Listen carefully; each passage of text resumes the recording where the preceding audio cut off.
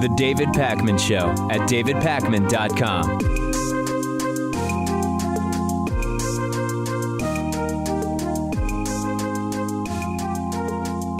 I hate to break it to the trumpeters in our audience, but no, the FBI director, James Comey, did not reopen an investigation into Hillary Clinton's emails. Tons of headlines saying the investigation is back on. Tons of right-wingers and Hillary haters saying, David, you need to talk about this. The investigation is back on. Hillary Clinton is maybe within hours of an indictment. I must have received nearly, I don't know, hundreds of YouTube comments over the weekend demanding that I talk about this. Hundreds of tweets and emails saying you have to talk about this, David, because otherwise you would be very biased. Let's start with what did happen and what did not happen, and I think one will help us figure out the other. First of all, an investigation was done into disgraced former Congressman Anthony Weiner's computer. Emails turned up during that investigation may relate to Hillary Clinton. How is this possible? Well, the then wife, and now they're in the process of divorcing, Anthony Weiner's then wife, Uma Abedin, is a close aide to Hillary Clinton. This was a shared computer, and therefore there's no surprise at all that there would have been emails on that computer involving Hillary Clinton in some way, shape, or form. Let's now look, and I can't believe more people in the audience didn't do this. This is crazy, Pat. Let's read the letter that FBI Director James Comey wrote and figure out what it says. And to begin with, you will see, really the key paragraph is the middle paragraph. In connection with an unrelated case, the FBI has learned of the existence of emails that appear to be pertinent to the investigation into Hillary Clinton's personal email server, that is. I am writing to inform you that the investigative team briefed me on this yesterday, and I agreed that the FBI should take appropriate investigative steps designed to allow investigators to review these emails to determine whether they contain classified information, as well as to assess their importance to our investigation. Going on to say, although the FBI cannot yet assess whether or not this material may be significant, and I cannot predict how long it will take us to complete this additional work, I believe it is important to update your committees about our efforts in light of my previous testimony. I would invite my friends in the media to read the letter, because the letter does not say that the investigation into Hillary Clinton's emails, which ended with a statement from FBI Director James Comey that charges were not warranted, that is not back on. In other words, the FBI, Pat, is not re-examining the previous findings. They are saying there are emails here which relate to Hillary Clinton in some way. We need to look at those emails. We need to determine whether they contain classified information, and we need to look into whether there is any connection at all to Hillary Clinton's private email server or anything related to that. That's all this is saying. Yeah, and the whole media has been sensationalizing the story and just basically indicting her themselves. We don't know if this has anything to do with the case whatsoever. No doubt. And I mean, people are already voting. Like, it's time to get this investigation going. Yeah. I know that this has nothing to do with NFL football and the New England Patriots, but remember that entire Deflategate thing, Pat, involving New England Patriots quarterback Tom Brady and some underinflated balls? And the report came out and it said, well, I'm paraphrasing, but it's been determined that it is more likely than not that Tom Brady had some general knowledge of the fact that the team staff was aware that he preferred balls inflated to the low end of the inflation spectrum. Brady underinflated the balls himself, was the conclusion of many. Again, Comey said, we're trying to figure out whether these newly discovered emails contain classified information that might be relevant to the Clinton server probe, which has not been fully reopened as an investigation. Right-wingers going cuckoo for Cocoa Puffs, totally off the rails, worse than what a Sarah Palin speech about 18th century Russian literature would go. The problem, though, is that even if right-wingers merely think the investigation has been reopened, it could hurt Hillary Clinton. It could. And I know you're right.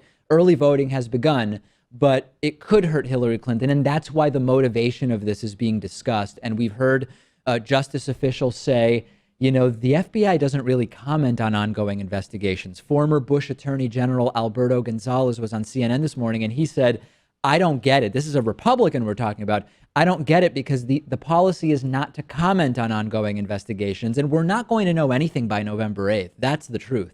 And like the Deflategate story, this is kind of the story that keeps coming back, right? Yeah. And James Comey, he was kind of damned if he did, damned if he didn't, because if we waited after the election, then he would have gotten a lot more scrutiny from right-wingers, and it seems like he was just kind of trying to cover his bases.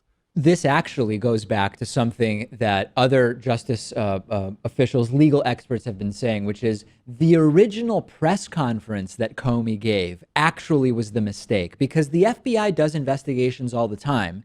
And more often than not, they never comment at the conclusion of those investigations, right? Think of if the FBI regularly commented on investigations that don't go anywhere, it would be a constant stream of press conferences where the FBI says, here's 100 investigations we did and none of them turned up anything criminal and we're not going to be moving further. Now, you could make the case, well, this was related to the election. It was of national interest in some way. You can make that case. But ideally, these organizations are not political. And you could argue, Pat, that even the original press conference to announce that nothing was going to happen, that arguably was the mistake that opened up the door to this entire thing. Right. I mean, this is the whole reason why they wanted to get this over and done with back in July. The fact that it's resurfaced now with a week before the election, I mean, it's really just a case of bad timing.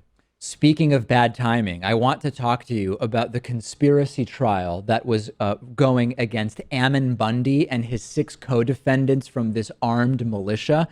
You might remember that Ammon Bundy and 6 co-defendants were charged with conspiring to impede federal employees at the Malheur National Wildlife Refuge through intimidation, threat, or force, stemming from a 41-day occupation of that wildlife refuge. And they were charged with possessing guns in a federal facility illegally. 2 of the defendants were facing an additional charge of theft of government property. All defendants have been found not guilty, period. And even worse is that there are local sheriffs and individual elected officials who believe this was the correct decision. They like this type of dangerous hillbilly activism, as I like to call it. And what has become very clear through this verdict is that we have 2 justice systems in this country. There is one for, you could actually slice and dice it however you want. There's one for those protesting big government in order to defend the Constitution in some amorphous way. And there is another justice system for those who are protesting, for example, an oil fracking pipeline in the Dakotas through their territory. And I will get to that a little bit later.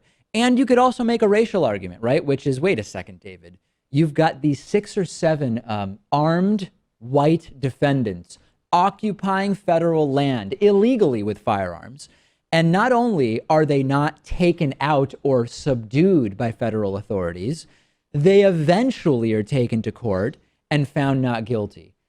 If they were Muslim or if they were black, do you believe, Pat, that they would have been allowed to occupy this armed for 41 days? I don't. Not at all. I mean, these people were able to rip off the federal government for years on end and then occupied a federal building for 41 days. And there was no sense of urgency whatsoever. They were threatening any authorities that were going to come after them. Right. I mean, if this was Black Lives Matter or if this was a Muslim group, they would have been out in days. Yeah, maybe a day, but at the most days. Now, at the same time, in North Dakota, we have heavily armed riot police using pepper spray, bean bags, which are similar to rubber bullets, sirens on Native Americans protesting the construction of an oil pipeline on land that they say is theirs by right of treaty, mind you, not some vague assertions about the Constitution and states' rights as we saw with the armed Oregon militia. Let's put it a different way, just to really contextualize this. You have armed out-of-state occupiers led by Ammon Bundy, who break into a bird sanctuary and seize control of a federal government building for 41 days. It leads to school closures. It requires extra security in the area, mental health counselors. They were heavily armed and holding target practice during the standoff, all acquitted. In North Dakota, Native American tribes are protesting an upstream oil pipeline that would move 500,000 barrels of fracked oil per day through their area.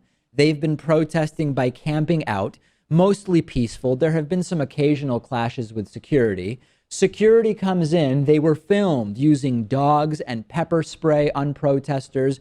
Ultimately, the National Guard came in, heavily armed police in riot gear, and authorities report that 141 people were arrested on top of the nearly 200 that were arrested earlier on in the protest. Corporate media ignoring this story versus the Oregon nut jobs where you bring on right-wingers to corporate media to say, oh, well, you know, here's why they're actually warranted in what they're doing. The Constitution, states' rights. Does the Bureau of Land Management really have any authority anyway?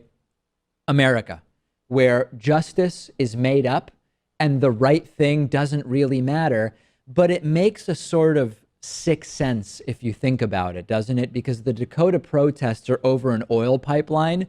We've gone to war for cheap energy in this country. So it probably isn't that surprising when you think about it, Pat, that the violence against the protesters is happening not when they are white and armed, but when they are protesting something related to oil. And there's also an angle of these are white right-wingers versus Native American left-wingers, presumably. Sure. And, you know, we have a system of trial by jury in this country, and a lot of times that isn't perfect. But you would imagine that a mostly white jury wouldn't convict these people taking over federal land. And what's the effect of this going to be? This is going to embolden other armed militants who would love to be confronting whatever government authority they don't agree with, which, by the way, is most of them. They are going to see this, and they will be encouraged. The extremist patriot types that organizations like the Anti-Defamation League and so many others track, they are going to see this verdict, and they are going to say, look at this. Look at what they were able to do. Yeah, that one guy died. He was shot dead by the FBI, which we covered.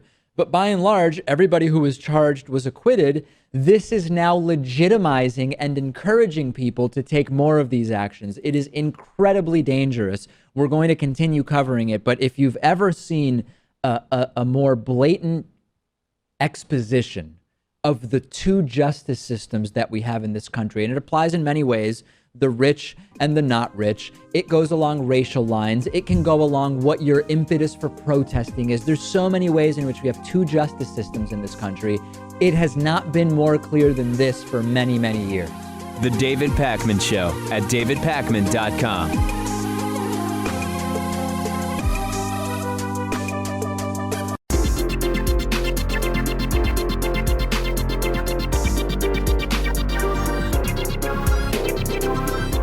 The David Pakman Show at davidpakman.com. Today's new member of the day is Cameron Duke, and very exciting, the 2017 David Pakman Show calendar is now available for free with memberships. If you go to davidpakman.com/calendar17, you can read about that. I'll get more into the details of that a little bit later today. Remember that you can also support our program if you ever shop on Amazon.com. And I know some people in our audience do, and some people in our audience don't. And to everybody, you know, with total peace and love, whatever you're doing, keep doing it. That's great. But if you do shop on Amazon.com, by visiting davidpakman.com/Amazon before shopping, the shopping you do will support the work that we do. Very interestingly, somebody last week bought a novel by Ben Winters. You might remember a couple weeks ago, I interviewed Ben Winters about his novel Underground Airlines and mentioned that he has this other trilogy called The Last Policeman trilogy. And one or two people in our audience actually buying some of The Last Policeman books, which I haven't yet read and I'm thinking about reading because I liked Underground Airlines so much.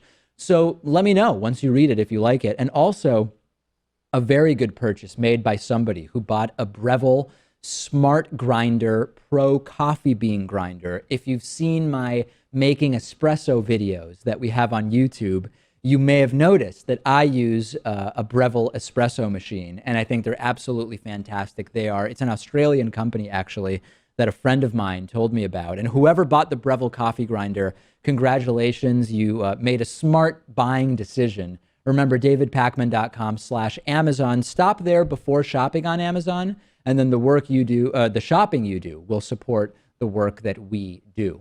Let's talk about Donald Trump and rape, because it's Monday and seems like a good topic. We've been telling you about the Jane Doe who filed 3 federal complaints about Donald Trump, against Donald Trump, for alleged child rape in connection with a party that she attended involving not only Donald Trump, but also Jeffrey Epstein. And this allegedly happened back in 1994. The alleged victim was 13 years old at the time. And we have not learned that much about the victim until now. We now know that the accuser is Katie Johnson. The most recent federal filing includes 3 affidavits, one from Katie Johnson herself, previously known to us as Jane Doe, plus 2 more, an eyewitness named Tiffany Doe and also a Joan Doe, a classmate of Johnson's back from 1994. Now, Johnson's story has been the same this entire time throughout all of these court proceedings. She recalled being approached by Tiffany, who allegedly worked for Jeffrey Epstein at the time. Tiffany invited Katie Johnson, who was then an aspiring model, to an event in Epstein's home to get to know people and maybe get a modeling job. And throughout the summer of 1994, the lawsuit alleges that Johnson endured, quote, savage sexual attacks by both Donald Trump and Jeffrey Epstein. I have video testimony I'm going to play for you. I want to warn you, it is disturbing. You will notice that Johnson's voice has been altered and her face has been blurred. Notwithstanding that, this is disturbing. I am again giving you the opportunity to skip past this or to come back in about a minute and a half. Let's listen to Ms. Johnson here. Second time that I saw Mr. Trump was same scenario. He was onlooking at an orgy, and Tiffany came over to me and said that Donald Trump had requested that I perform oral sex on him. He came in and I was basically tied to a bed with pantyhose. And he tied him, and they were so tight it hurt to even lay there. And I tried to say something. It was like, you just, shut up, shut up, bitch. This is. It was basically like he was being really, really rough, and I started to get scared, and he was, basically ripping my clothes off, and I was actually I got freaked out. I just turned into this animal. It was like a completely different person. I couldn't do anything about it, and.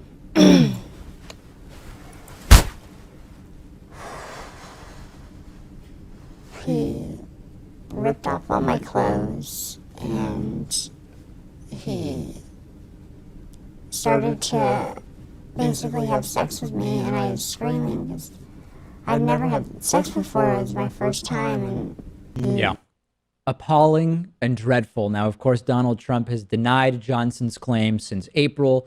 Trump representatives have said that he and Epstein barely even knew each other, but the Daily Beast reports that they were actually regularly seen together during the 1990s. And as I told you last week or the week before, a federal judge in New York has ordered a hearing in December about this case. This story, Pat, sort of proves that the media is out to get Trump theory is total BS. Because if corporate media wanted to take down Trump, they would be covering this story, and they would have been covering this story for months. Instead, they talk about the sexual assault allegations.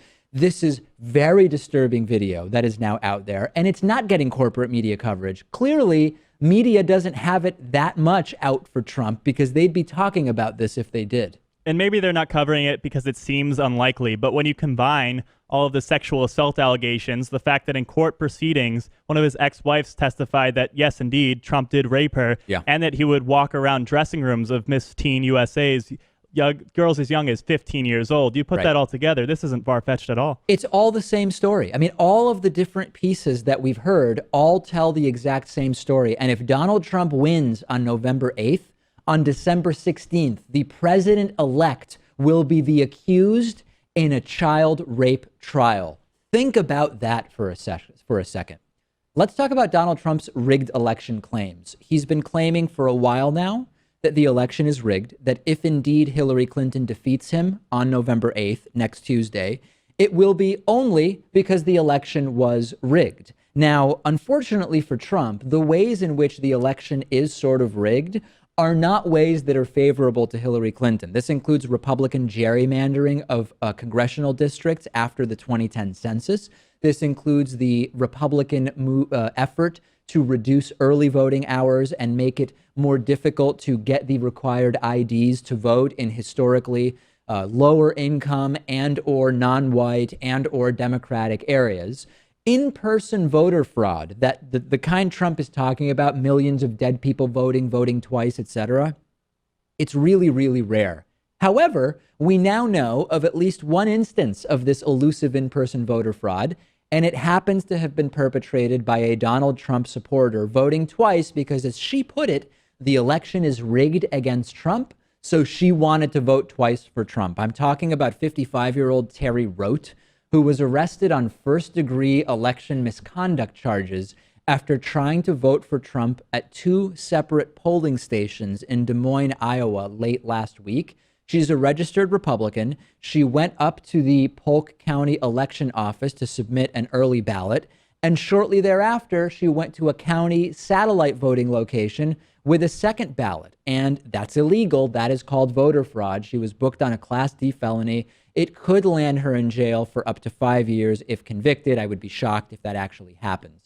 Now, not only is this rare, as we know, Terri Rote's story tells us that it is taken seriously. The Republicans and the right and Donald Trump and everybody trying to pass these oppressive voter suppression laws would have you believe, Pat, that it's super easy to get away with this. Well, Terri Rote faces 5 years in prison now for it. Yeah, the exchange is 5 years in prison for one seemingly inconsequential vote. Yeah. You know, when Trump talks about voter fraud, it seems like he's hinting that it's being conducted by racial minorities. Right. He'll talk about Chicago, even though he has no chance of winning Illinois. I mean, this could happen by anyone, and in this case, it is a Trump supporter. And there's some additional irony in addition to this just being a Trump supporter, because a felony record in Iowa takes away your right to vote altogether. Iowa, not every state has that law.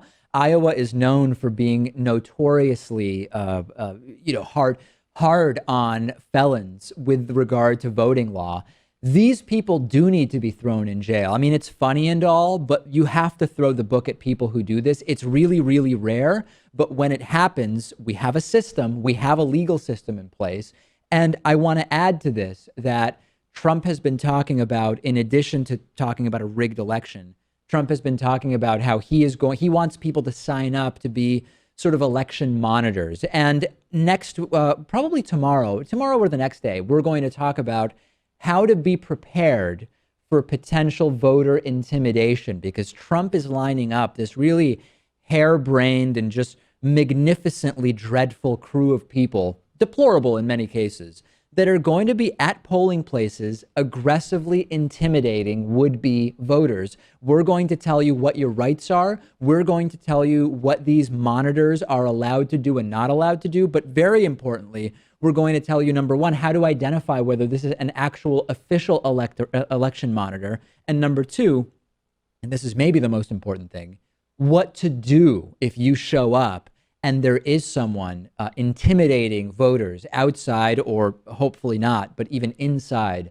a polling place. I'm done with this. I voted on Friday. I had about 30 minutes total it took to vote at Boston City Hall. And I've been told that the lines on November 8th will be much, much worse. So hopefully I've saved myself some time. For people who haven't voted, and particularly if you'll be voting on November 8th, tomorrow or the next day, we will talk to you all about protecting yourself from voter intimidation. I'm on Twitter at dpacman. Of course, we are on Reddit at davidpacman.com/Reddit, REDDIT. Discuss any of these stories or others that are important to you there. The David Pakman Show at davidpacman.com.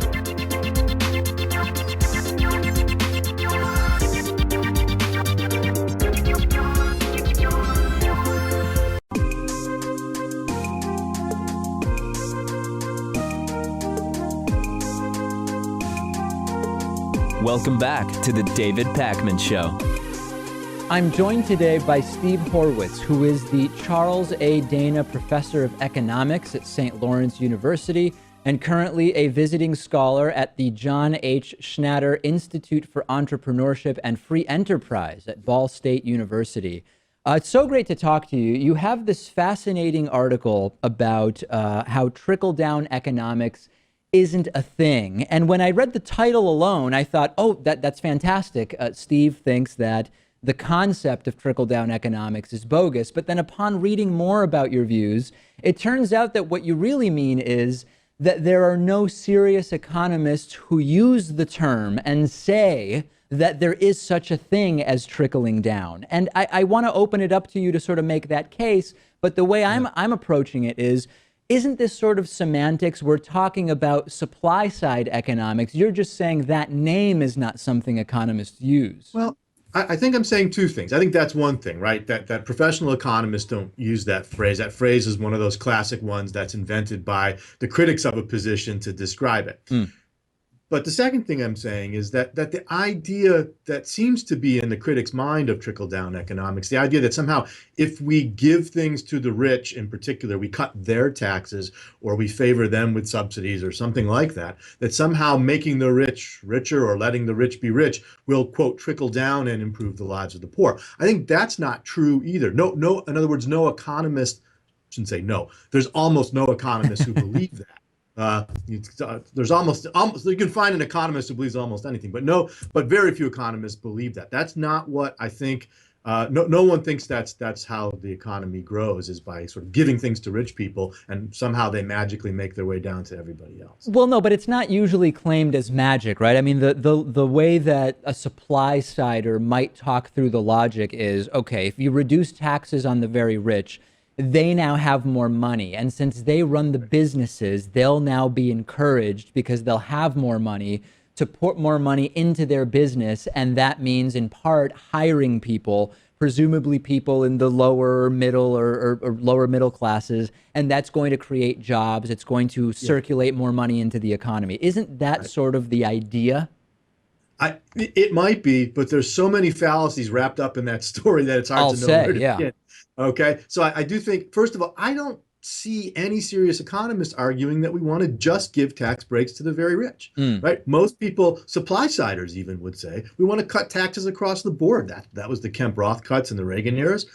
So the idea is when we free up the economy in general across the board, freer economies produce more wealth, and that wealth works its way across the entire economy. So it's this idea that somehow if we favor the rich in particular, they'll do all these things, the things that you described, which again, I think there's problems there too, that it's not just a matter of the rich sort of, if they have more money, they'll do all these things. You need to have an economy that's driven by entrepreneurship and free enterprise. That's what makes wealth spread to everyone. And as I argue in that piece, it's hardly a trickle historically. It's been a flood when we have genuinely free enterprise. Don't you think, though, that you could actually make the case? So I think we both agree that just giving tax cuts to the rich is not the way to stimulate an economy most effectively. And you sort of referred to the idea of across the board tax cuts. But it's pretty widely documented that a dollar in tax cut does not have the same impact by giving it to someone at the very top of the income range than someone who is towards the bottom. And the concept of a marginal propensity to consume sort of illuminates this pretty clearly. If you earn $20,000 a year and you have an extra dollar now that you're not paying in taxes, there's a much higher chance that you need that dollar for your day-to-day subsistence and will spend it in a way that it will have an economic multiplier that would far exceed if someone earns $300,000 a year and now they have one extra dollar. The odds that the $300,000 earner needs that extra dollar rather than just sticking it in a bank account is far lower, isn't it? Except, again, a couple problems with that argument. First of all, it's just sticking it in a bank account is a good thing. put it in a bank account, that becomes savings, that gets transferred to borrowers, that becomes investment, that creates capital. That but at a far smaller degree. The economic multiplier of that dollar is far smaller than someone saying, I'm going to go to my local grocery store and buy an extra dollar of food. No, I don't think that's true. In fact, economies, the health of economies are not driven by consumption. If they were, right, why don't we just print up a bunch of dollars, hand them out to people on the street, let them buy stuff with it? Right? It's not about consumption. It's about the ability to produce and hopefully create value. That's why, in fact, I think part of the argument here is we get focused on tax cuts, right? And I think the real issues in many ways are about the regulatory burden and the way in which the regulatory state cuts off opportunity, makes it difficult for people to innovate and put new ideas into practice. And that, by the way, harms not just the wealthy, but also the poor for whom the limits on their opportunities are very great. Well, so but that's true to some degree. That's true to some degree. But I think, would you characterize your views as libertarian on economics, absolutely, broadly speaking? Yep, I'm perfectly comfortable with that word. So let's dig into that a little. I've spoken to libertarians that I would sort of generally characterize as reasonable, operating on this planet. And then I've talked to libertarians who believe that any government apparatus of regulation or revenue collection or anything whatsoever is inherently slavery. Can you give us a sense of sort of where in that you are? Well, look, my view is that government which governs least as much as possible governs best. How far we can go with that, I think, is an open and interesting question that's debated all the time among libertarians and others. But for me, I'm concerned about the low-hanging fruit, right? If we want to talk about improving the lives of the least well-off, let's talk about, say, ending occupational licensing. Let's talk about competition in the school system. Let's talk about ending the war on drugs. Let's talk about not raising the minimum wage, if not eliminating it altogether. And so again, for me, the debate over how small can government go isn't all that interesting to me when there's all these very reasonable steps we can take in the meantime that I think will help the very people who need it the most, while other libertarians can go off and debate who should build the roads or whether taxation is theft. That's fine and dandy and interesting if you've had a few beers. But if we really want to improve the lives of real people who need their lives improving, let's talk about these other kinds of things that where we can get government out of the picture in some ways that will really help. Well, along those lines, let's talk a little bit about health insurance, right? I think that as I view 2016 Earth, or at least the United States, the case for a free market health insurance for-profit system seems to be increasingly not unethical and immoral, but also just completely unworkable. And I'm of the mindset that I want capitalism. I'm into a sort of properly regulated capitalism, but I think that there are certain areas of our lives, which particularly when we consider the advancements and sort of the size and scope of our economy, and we can focus on the US for now, just don't need to be, nor are we on average best served by the profit motive. And for me, health insurance is one of those aspects, right? When we look at other countries that don't have this thing called medical bankruptcy, and the more I study this, the more I'm convinced that it's not even an issue of to what degree should we allow health insurance companies to do what they want. I just don't believe that health insurance should be under the umbrella of businesses you can make money from. Tell me how I'm wrong. Well, a couple of things. First of all, let's recognize that the U.S. healthcare system as it stands right now is like the worst of all possible worlds. It's the worst of the market and worst of government together. And I'm not going to defend the status quo by any means. And the whole reason we're in this mess is because we tried to do, government stepped in and tried to do certain kinds of things going back to World War II that created this mess. More important, though, so we can talk about the profit motive, but it's not the thing about profit is it's not just a motivator. It's not just incentives. It also is a signal that tells us where resources need to be allocated. When we take the profit motive out of any industry, and that includes healthcare, right? We have no way of knowing where the value is, what people want, how many resources should be valued elsewhere, right? There's people who say, oh, it's, government and healthcare is a form of socialism, or it's creeping socialism. There's some sense in which that's an over-the-top claim, but there's a truth to it in the sense that to the degree we eliminate the profit motive and eliminate markets, we will face the same kinds of problems at a smaller scale that socialist economies faced when they eliminated those things overall. I'm not sure about that, though, Steve. To pick up on one aspect of that, if you say that there is a sort of common interest in raising the average health status of our country and everyone who is in it, and we're going to sort of socialize what that costs and say, you know, right now we sort of pay for it either way. There are some people who pay these outrageously high premiums for mediocre care. There are people who can't afford any coverage and they're using the emergency room as their primary care, and that's being averaged into what people pay anyway.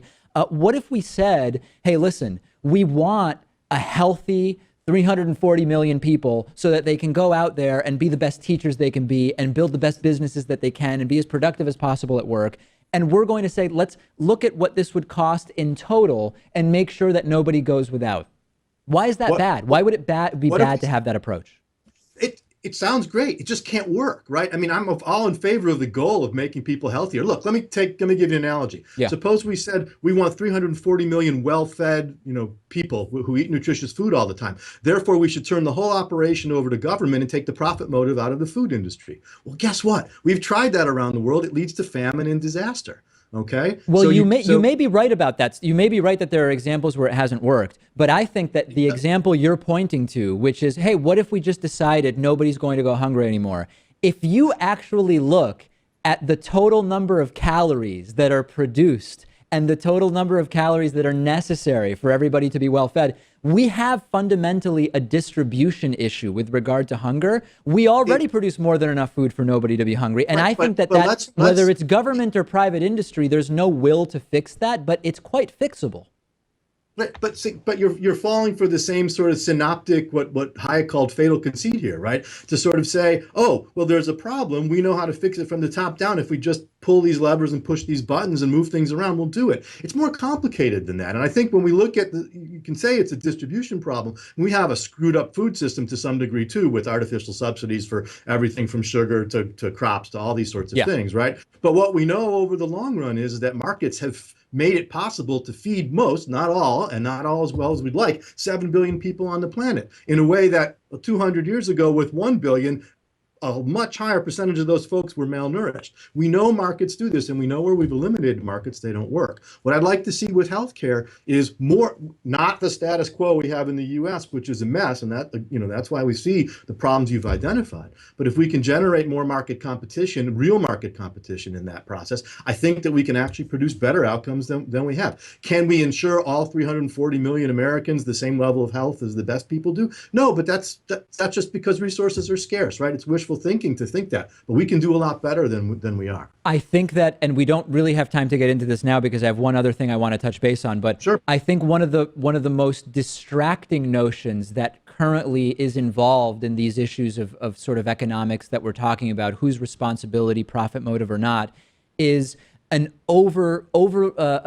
disproportionate focus on scarcity where it increasingly is not actually existing as technology continues to improve. I'm guessing you disagree, but we'll maybe save that for a different day. Yeah, what I wanted to ask about, Steve, was... That's a whole session, right? It's a whole session, yeah. When you look at, we have an election next week. When you look at Trump and Clinton, really the only two people who have a shot at this thing, from a libertarian economics perspective, what's your view? I mean, when you look at the size of the infrastructure spending Trump wants, which is far bigger than Clinton, I don't know that Trump is actually the guy for a libertarian economist like you.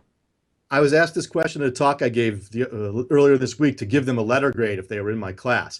And I'll repeat what I answered then. Trump gets an F. The man is completely ignorant of economics. It's all about Trump. He thinks he's running for CEO of the country. Countries don't work like that. Economies don't work like that. Trump would be an unmitigated disaster. Hillary's pretty close to an F. The only reason I'll give her the pass and would admit that on those grounds she's better is this sort of what we've heard recently, that what she tends to say in private is oftentimes better than what she says in public. And I don't think she's as ignorant, and I don't think Trump has surrounded himself with some pretty bad folks too. And Trump's sort of inability to be anything but a narcissist, I think, and his willingness to cut off international trade even more severely than Clinton on her worst day says, I think is a huge problem, not just to the U.S. but elsewhere. So yeah, on those grounds alone, I think Hillary's economics is marginally less disastrous than Trump's.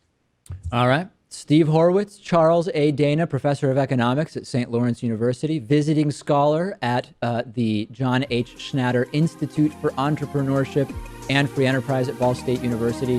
Thanks a lot for talking about this. I think our audience will enjoy it. My pleasure. Thanks for having me, David. The David Pakman Show at davidpakman.com.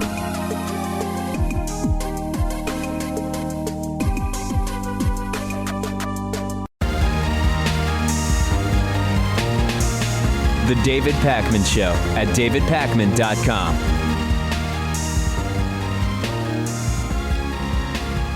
The 2017 David Pakman Show calendar is finally available online. I've told you about it. The themes in 2015 and 2016 were Hatriot Mail. This time the theme is, it is a sort of adult coloring book, comic book, and it has all original art from a David Pakman Show fan, Dan Burke, who did all of the comic strips. It works as a calendar, it works as a coloring book, and it works just if you like funny comics, all related to the show or politics. It works in that way as well. And you can now get this in two ways, okay? And both of them are available at davidpakman.com/calendar17. One is, if you want just the calendar, you can order it either autographed by me, or not autographed by me, your choice. That is option number one. Option number two is, if you want to get the calendar for free, you can do that with a membership, with a yearly membership. We will give you the calendar for free, and links to both options are at davidpakman.com/calendar17. So in 2015, or I guess in 2014, we sold 122 2015 calendars. It was merely a test. The 2016 calendar, my goal was to sell 200 calendars, and we actually ended up hitting 201. My goal for 2017 is 350 of these calendars. This is what we would call, Pat, in the business, a stretch goal, but I think we can do it because the audience has really grown significantly over the last year, and getting 350 of these out in the real world would be awesome. Right, we're on an upward trajectory, and I don't think it's too out there to think we can hit 350. So order as many as you would like. These make great gifts for people who are progressive, but also for people who are not. And the comic strips poke fun at Trump and Hillary and the show and politics and everybody. davidpakman.com/calendar17. This thing is awesome, and I can't wait to start sending these out to everybody. Let's talk about Jill Stein a little bit. Most people who are watching this program or listening to this program regularly know that I am not a big fan of Jill Stein. They know that I've been super critical of Jill Stein. She is way out there on science-related stuff. She has what I consider a completely silly position on Israel. I don't believe she is remotely qualified to be president of the United States. But when I see an unfair critique, I have to point it out. And there is a really, really ridiculous critique of Jill Stein that surfaced over the last few days. The Daily Beast put out an article saying, hey guys, Jill Stein rails against companies that harm the environment and big pharma. She rails against defense contractors and Wall Street, but she's investing in those companies. And I thought, okay, this could be interesting. Let's take a look at it. And I looked into it, and it turns out that Jill Stein invests in index funds, which hold hundreds or sometimes thousands of companies in their portfolio. They follow large groups of the economy, sometimes as big as the entire economy. So what's the big critique? Well, for example, Jill Stein has somewhere between $1 and $2 million invested in mutual funds like the Vanguard 500 fund. I've spoken about this before. I have money invested in that fund. This is one of, if not the most, one of the most heavily invested funds through Vanguard, which I've said many times I use because it has really, really low management fees. Sometimes hedge funds will charge 1, 2, even 3% a year, right? These Vanguard funds charge between 0.05 and 0.2%. And all it does is track the S&P 500. Now, by virtue of that, there's going to be all sorts of companies included in that because those companies are part of the economy. Stein has invested somewhere between $1 and $2.5 million in funds like the TIAA-CREF Equity Index, which holds investments in stocks like JP Morgan Chase, Citigroup, Deutsche Bank, the ones that she really heavily opposes on Wall Street. It's a really broad fund managed by TIAA-CREF, which runs retirement accounts for people that work in academia or research or medical and cultural fields. I've spoken about this many times.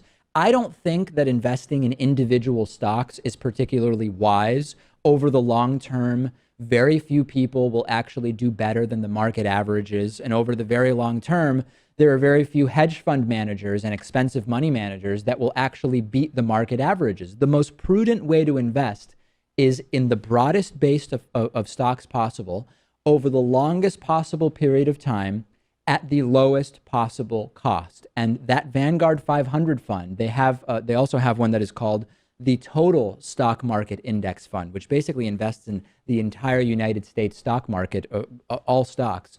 Their fees are super cheap. If anything, Pat, and you know I'm not a fan of Jill Stein, this improves my opinion of her, that instead of falling prey to expensive money managers or hedge funds, she knows, or at least she's doing what indicates that she knows, that the most prudent way to invest is in these super low cost, broad funds. She's not directly investing in or supporting Exxon any more than I am by holding this fund. I think this is a totally bogus critique of Jill Stein. Right, and the truth is about 50 million Americans have investments in mutual funds and index funds. Do and they all love ExxonMobil? Oh, no, of course not. You have no say in how the money's managed. Yeah. And also, the Daily Beast is run by IAC Interactive Corp. They did a whole hit piece on her as sort of a conflict of interest story. Yeah. Meanwhile, on the board of that company is Chelsea Clinton. Yeah, and that's, I mean, of course, people will probably would be less surprised that the Clintons are invested in many of these funds. And I guess the idea is look at what Jill Stein says and look at what she does. As Pat said, 50 million Americans are invested in these funds. Very often, you don't even have a choice. If you want a retirement account at all from your work and you want them to do matching, for example, you might get to choose between 4 or 5 funds, all of which to some degree invest in these companies. Completely bogus smear attempt. And the saddest part is it's not just the Daily Beast, which, as Pat pointed out, has some interesting ownership ties. Some left-wing blogs have also fallen for this, supposed progressive blogs. There is plenty to critique about Jill Stein that you don't need to go into. She's against oil companies but owns index funds. It is a totally flaccid and ridiculous critique, and I wish the left wouldn't fall for it. Let's now go to your voicemail. Every time that a story breaks over the weekend, and it's a story that, at least to somebody in our audience, appears to be a story that isn't a good story for liberals or progressives or Democrats or whatever, the voicemails pour in saying, David, I can tell you're deliberately not covering this because it's bad for you. Here is one such voicemail. Yes, Mr. David Pakman. Can you please answer on your show why you are not discussing anything of the FBI-related email incidents with Hillary Clinton and how this is not huge news? Yeah. Otherwise, I think it's further proof that you are a shill and you are in bed with Mr. Bill Clinton. Yeah. Okay, listen. That's Troy York, by the way, doing yet another one of his many voices, which are always, it's always just some very angry caller. Once again, the show is Monday through Friday. The Friday show was done when this was breaking, and we just weren't in on Saturday and Sunday. And every time this happens, Pat, this isn't the 7-day-a-week show. We do get a weekend. I'm sorry that we get a weekend and staff gets to rest. But we covered it. It was the lead story today. Yeah, and there's some people who have the opinion that anytime a story goes against Hillary Clinton and her campaign, that we just don't cover it. We cover it all the time. We do. We cover it constantly. And as I mentioned at the beginning of the show, the investigation hasn't even been reopened. I don't know if anybody who thinks that the investigation has been reopened into Hillary Clinton clearly didn't read FBI Director James Comey's letter, because that is not what he said. On the bonus show today, reportedly, Donald Trump offered Chris Christie the opportunity to be his vice presidential running mate and then took it back. We will talk about that. We will talk about a story involving service dogs that has made it to the Supreme Court.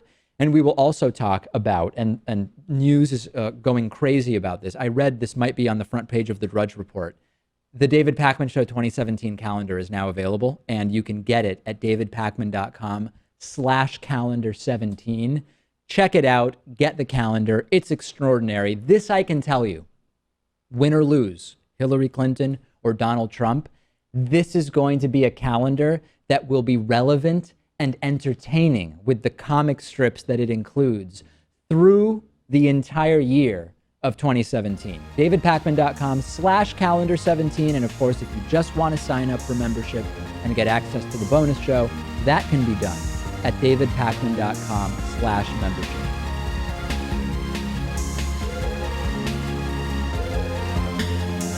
The David Pakman Show at DavidPakman.com.